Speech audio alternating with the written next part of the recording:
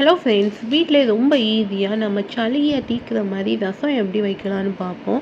இது மாதிரி ரசம் வைங்க, சளியெல்லாம் பறந்து போயிடும். ஒரு பெரிய எலுமிச்சம்பழம் சைஸ் அளவுக்கு புளியை நனைய போட்டிருக்கேன்.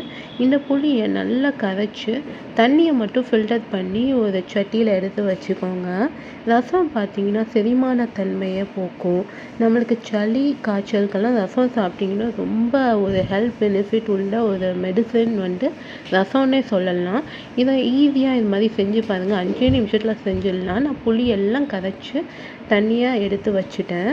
மலைப்பூண்டு நான் எடுக்கிறேன். மலைப்பூண்டு ரொம்ப உடம்புக்கு நல்லது. சளியை மலைப்பூண்டு தீர்க்கும். இது ஒரு 10லேருந்து 12 பல் சேர்த்துக்கோங்க. காரத்துக்கு ஒரு பச்சை மிளகாய், மிளகு 2 ஸ்பூன் அளவுக்கு மிளகு சேர்த்துக்கோங்க. இதோட 1 ஸ்பூன் அளவுக்கு சீரகம், கொஞ்சமாக மல்லித்தழை, இதோட கொஞ்சம் கருவேப்பிலை சேர்த்து தண்ணி ஊற்றாமல் நல்லா அரைச்சிக்கோங்க. பாருங்கள், நம்மளுக்கு அரைச்சா இது மாதிரி கொதன்னு வரும். தண்ணி சேர்க்க வேணாம். இப்படி அரைச்சி எடுத்துக்கோங்க. எல்லாம் நல்லா அரைப்பட்டதும் இதை நம்ம ஏற்கனவே வச்சுருக்க புளி தண்ணியோடு சேர்த்துக்கலாம். சேர்த்து ஒரு 2 பெரிய சைஸ் தக்காளி வாஷ் பண்ணி எடுத்துருக்கேன். இந்த தக்காளியை நீங்கள் கட் பண்ணி இது பண்ணுங்கள். சில பேர் பழமாக இருந்தால் நல்லா புழிஞ்சு விட்டுருவோம். ஏன் தக்காளியை கட் பண்ணி பார்க்க சொல்கிறேன்னா, நிறைய தக்காளியில் புழு இப்போ உள்ளே இருக்குது. நல்ல பழமாக இருக்குது, ஆனால் புழு உள்ளே இருக்குது. அதனால் நீங்கள் கட் பண்ணி மிக்ஸி ஜாரில் ஒரு சுற்றிக்கோங்க. நம்மளுக்கு தக்காளி பார்த்திங்கன்னா இதுவும் தண்ணி சேர்க்க வேணாம். ஒரு 2 தடவை சுற்றி விட்டிங்கன்னா நல்லா நம்மளுக்கு அரைப்பட்டு வந்துடும். இது மாதிரி தக்காளி நல்லா அரைஞ்சி வந்துடுச்சு. இப்போ அதையும் இந்த புளி தண்ணியோடு சேர்த்துக்குவோம். சேர்த்து ஜாரை லைட்டாக தண்ணி விட்டு வாஷ் பண்ணிக்கலாம். இது மாதிரி நீங்கள் செஞ்சு பாருங்கள். ரசம் ரொம்ப டேஸ்ட்டாக இருக்கும், உடம்புக்கும் ரொம்ப நல்லது. இப்போ தேவையான அளவுக்கு தண்ணி விட்டுக்கோங்க. நான் ஒரு 2 டம்ளர் அளவுக்கு தண்ணி விட்டுக்கிறேன். இந்த ரசம் பார்த்திங்கன்னா ஒரு 4-5 பேர் தாராளமாக சாப்பிட்லாம். இதோட 1 டீஸ்பூன் மஞ்சள்தூள், தேவையான அளவுக்கு உப்பு போட்டு ஒரு தடவை கலக்கி விட்டுக்கோங்க. இப்போ ஒரு கடாய் இல்லை ஒரு சட்டி ஏதாச்சும் எடுத்துக்கோங்க. அதில் ஒரு 2 டேபிள் ஸ்பூன் அளவுக்கு எண்ணெய் விட்டுக்கோங்க. எண்ணெய் சூடாகி வந்தோன்னே 1 டீஸ்பூன் அளவுக்கு கடுகு, உளுந்தம் பருப்பு, இதோட கொஞ்சமாக வெந்தயம், 2-3 மிளகு மட்டும் கொஞ்சம் ஃப்ளேவருக்காக சேர்த்துக்கலாம்.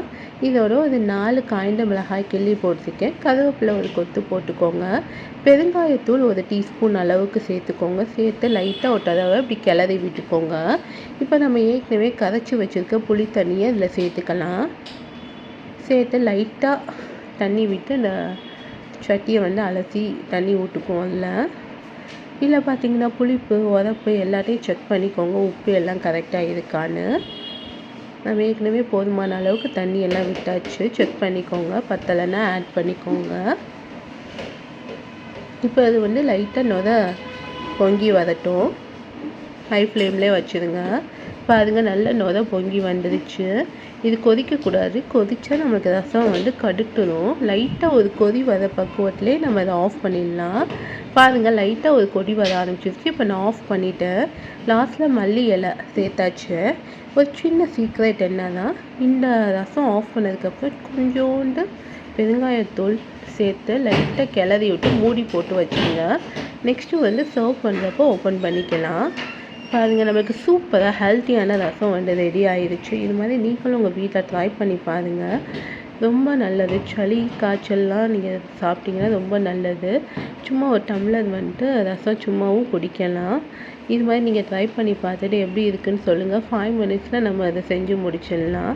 இந்த ரெசிபி பிடிச்சிருந்தா மறக்காமல் லைக் பண்ணுங்கள், ஷேர் பண்ணுங்கள், கமெண்ட் பண்ணுங்கள், அப்படியே சப்ஸ்கிரைப் பண்ணிக்கோங்க.